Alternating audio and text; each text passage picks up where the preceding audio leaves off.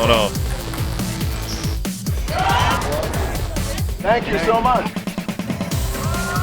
Feel like $1 million. Shout out TMZ, you up? Let me check out that rig. TMZ stands for the Mayweather Zone. How'd you find me, bro? I got my disguise on. I love my TMZ family.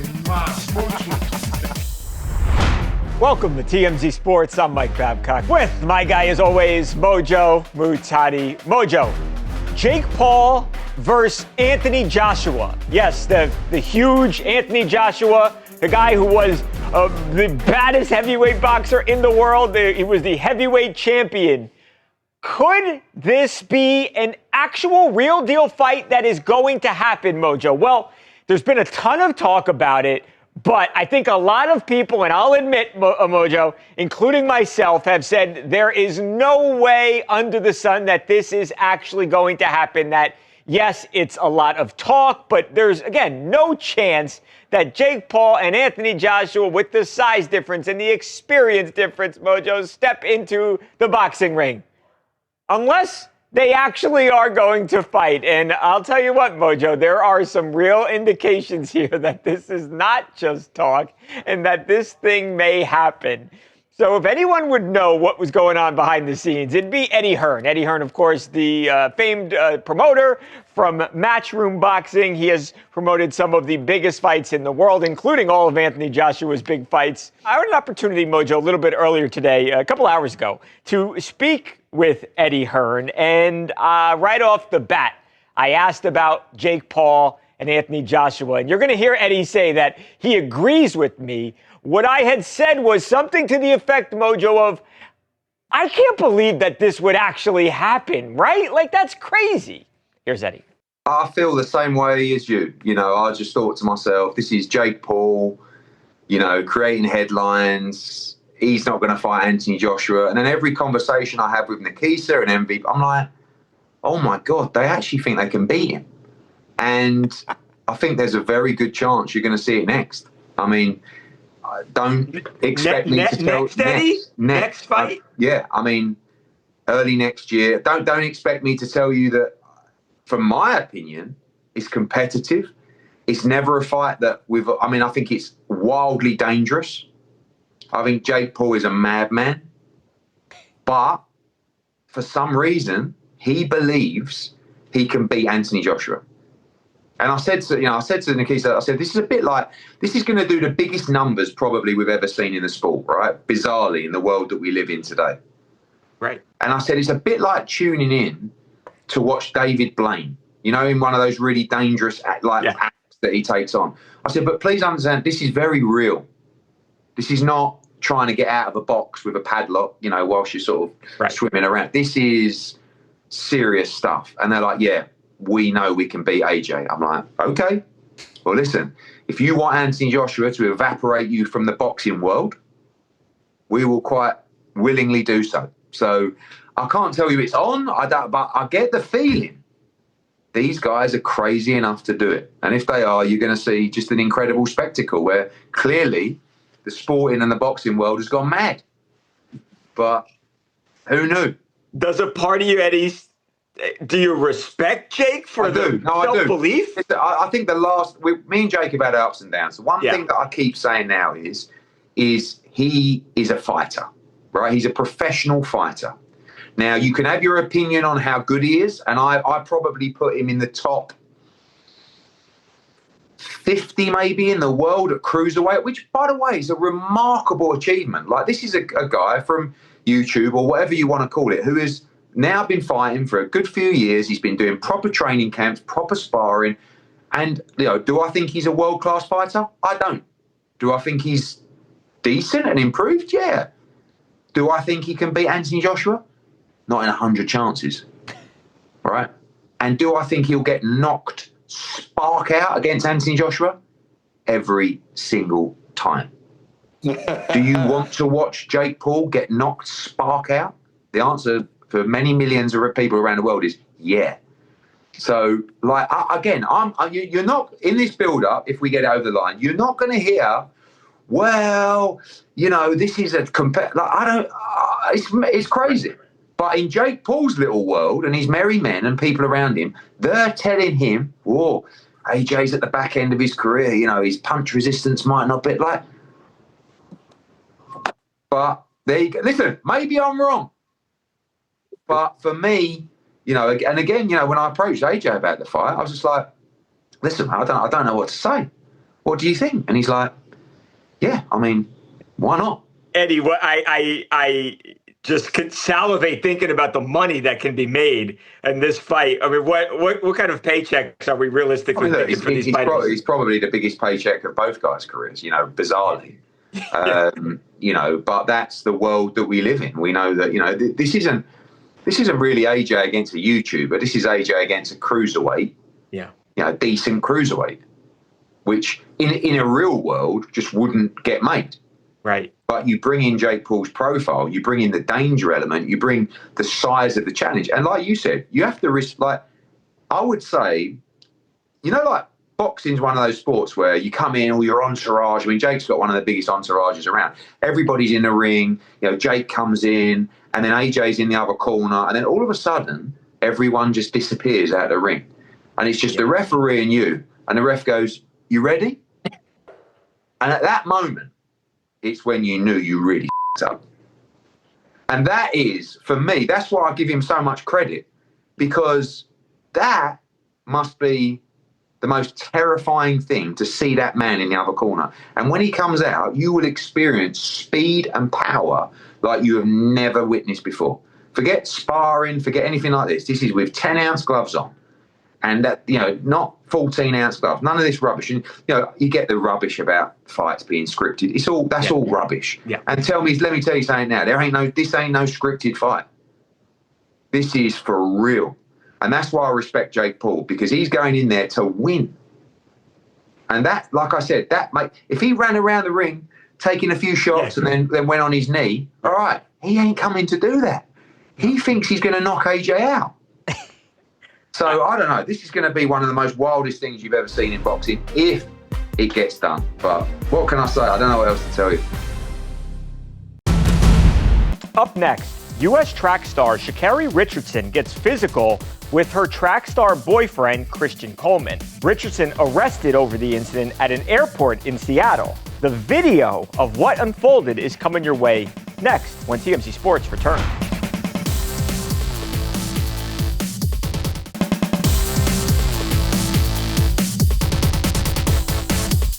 Welcome back to TMZ Sports, Mike and Mojo. Mojo, two of the biggest and most talented track stars in the entire world were recently involved in an incident of domestic violence. And now we here at TMZ Sports have gotten our hands on the surveillance video showing the incident. So you may have heard about this. We've covered it on the TMZ Sports website.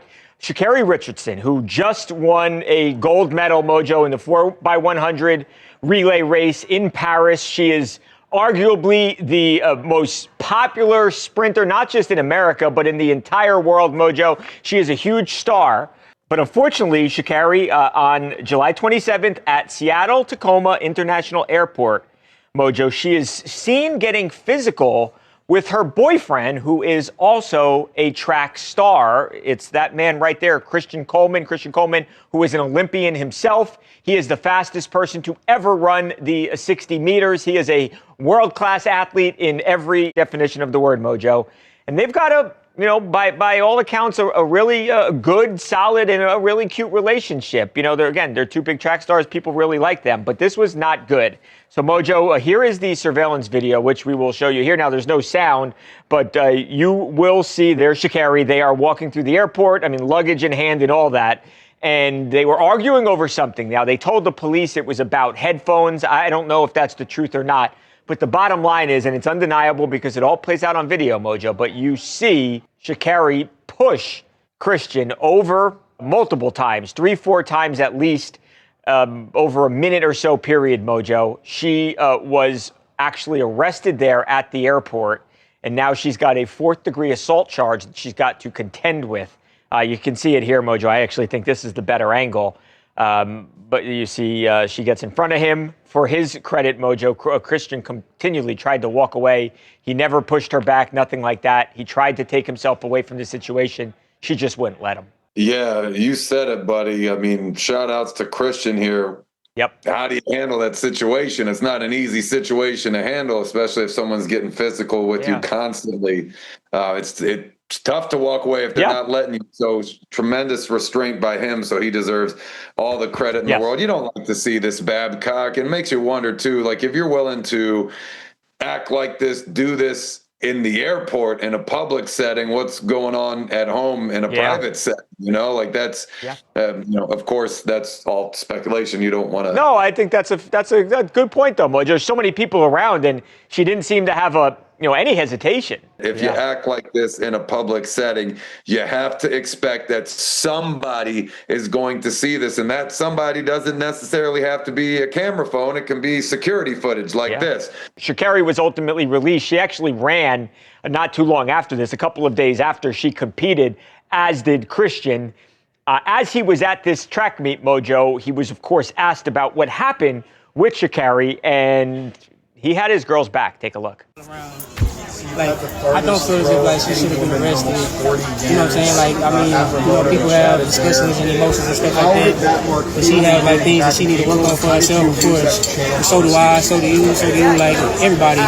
And I'm the type of guy, like, I'm in the business of just like extending grace and mercy and love.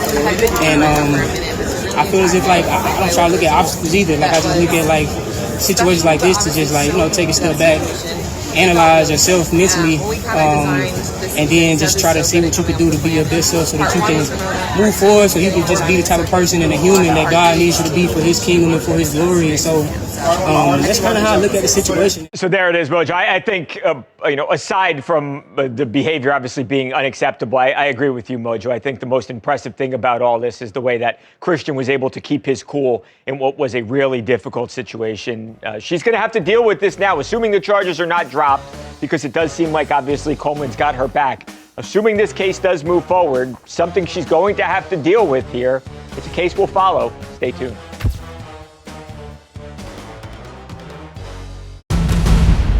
When we come back, UFC champ Dricus du Plessis joins the show. Hear what DDP has to say about fighting on Michael Jordan's home court in Chicago when TMZ Sports rolls on right after this.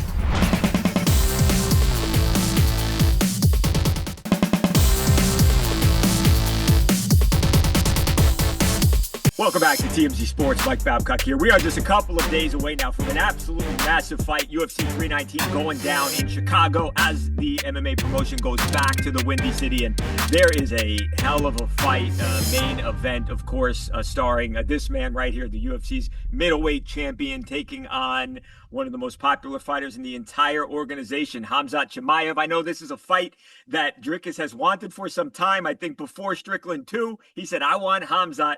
Had to wait a little bit. Now here it is. I guess Dricus' brother, first of all, great to see you, man. How you feeling? Oh, thank you so much, man. Feeling absolutely great. I've been here for almost 2 weeks now in Chicago. I don't see why they call it the Windy City. I'm probably here in a great time. The weather is amazing. It's been amazing for the past 2 weeks. Loving the city. It's an amazing place. It's lucky we're not like at UFC like 323 there or something. I think in like December. In the winter, it might be something else, right? I think so. But no, it's great. I mean, climatized, feeling at home here in Chicago. The people are amazing. The gym we train at, awesome people. Everybody's been so welcoming and loving. So, yeah, my team is here. We are ready for this. It's going to be one special evening. As far as looking forward to this thing, I mean, how do you compare this fight versus Khamzat versus other fights you've had in the past? Well, I mean, firstly, we are fighting in the United Center where the great Michael Jordan did his thing. I mean, that is just one aspect of what tells you how the magnitude of this. I was in the venue earlier this week, and I just got goosebumps all over. I was like, this is what... Seeing this statue of Michael Jordan going and saying the best ever was and the best ever will be, man, that's what I want. I want that. Just to be in that building, and now I'm going to, create history. I'm going to create my own legacy in that same building. That alone is incredible. Going to Wrigley Stadium, seeing the baseball game, trying that first pitch, seeing the atmosphere of this sports culture here in Chicago. It didn't make sense to me at all why they want to do it in Chicago, because I've never been here. Yeah. And now it does. I'm so happy it's right here. The culture here, the people, the whole aura of this city, this love for sport in it, it's amazing. It can't be better. And then, of course, fighting a guy like Hamzat, where, like you said, people thought, this guy, he's the boogeyman, but, I'm the champion. Do you feel disrespected by that, Drickus? Like, I'm looking at the odds. They got you as the underdog. You are the champion. I mean, they put challengers in front of you, and all you do is beat them. Do you feel disrespected? No, not really. I mean, no, I don't feel disrespected. I think a guy like Hamzat is deserving of all this hype, the way he's been doing things. But just on resume, my resume kicks his ass. It's not even a question. But it's Hamzat. He's a big name and he has a massive following, and it's great for me to go and fight him, because putting that all aside, the fact that he's a big name with with the people that follow him and love him, and he's an incredible fighter. And at the end of the day, that's what it's about for me. It's not, personalities, all that kind of things. It's great. But for me, I only started this, and this is the only thing I want to get out of this, is the fact that I want to be the greatest fighter ever. No doubt, I want to be the GOAT. That's what I'm chasing. That's when I started the sport, what I wanted to be. And I believe the only way to get to that, just to get into that conversation, is to fight the best of the best. And Hamzat Chimaev is the next best guy. You obviously just said you want to be the greatest ever. I think a big step would be beating a guy that has never been beaten before in Hamzat Chimaev. Do you agree with that this would be a massive leap forward, in attaining that GOAT status? Listen, let me tell you this. This is the hardest fight of my life. This is the biggest fight of my life. This is the best opponent to date. Like I said, there will be a next one. Yeah. There's going to be a next one again. This is the best guy. But up until now, this is the best guy. He is the number one contender in the world. He is the best guy without a title in the world. So 100%. There's nobody that's ever been able to figure out the puzzle that's Hamzat. And to go out there and do it would 100% add quite a bit to the step in being the greatest. The UFC routinely puts on great fights. I think it's harder to find a better one than this, though. Drickus, congratulations. Again, it's UFC 319 main event. Drickus du Plessis, Hamzat Chimaev. Drickus, I appreciate you, brother, so much. Go get him. We'll talk soon. Thank you, man. Have a good one. You too. Up next, more from our conversation this week with the Backstreet Boys. A challenge to NSYNC that you will not see anywhere else, next on TMZ Sports.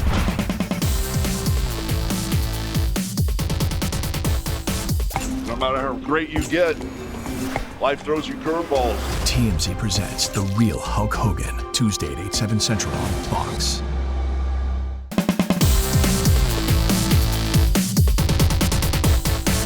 Welcome back to TMZ Sports. Mike and Mojo. Mojo, we talked to the Backstreet Boys earlier this week. It's a clip that we ran for everybody. Of course, we had to talk to Nick and the guys about that really cool meeting a couple of days ago with Luka Doncic after he signed that massive $165 million extension.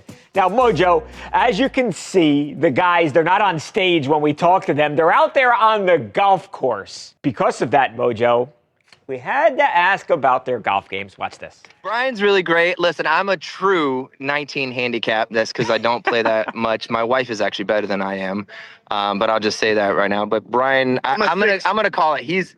I think Brian beats AJ majority of the time, and I'm a 6.8. And we gotta not too bad. And we gotta watch AJ so that he doesn't drop balls. That's a cheat. Yeah, he has Have you ever played against the other groups? Have you guys ever played against the other groups? Oh God, not really. You know what? You hear it first on TMZ. It's gonna be Boy Band Mania golf tournament. Yeah, let's go. We're challenging NSYNC right now to 5-on-5.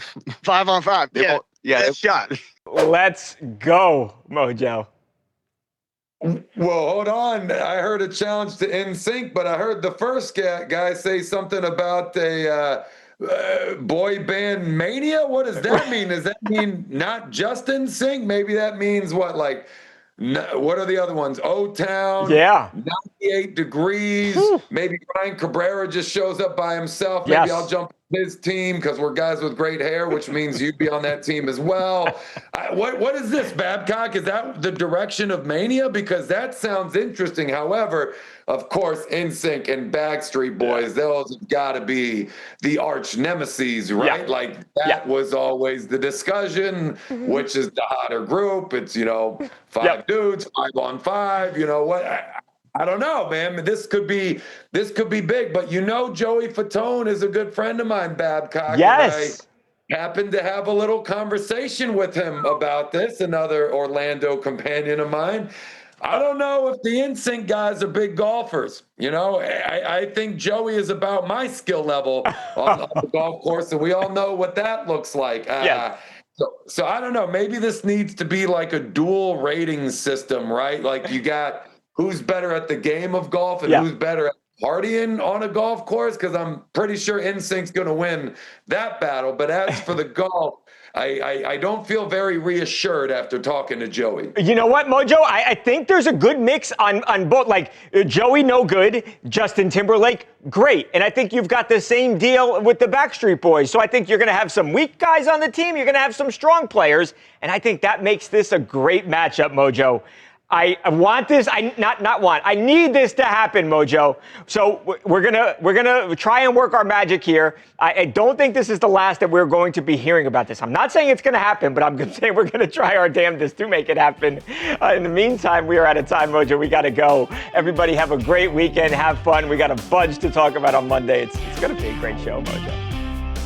Just gonna leave this out there. I'd also like to see a celebrity super fight 5 on 5 with these guys actually throwing down for real. Again, putting my money on my guy Fatone. Either way, we'll see you Monday for real this time, where it'll be the best show since today. I'm a lawyer.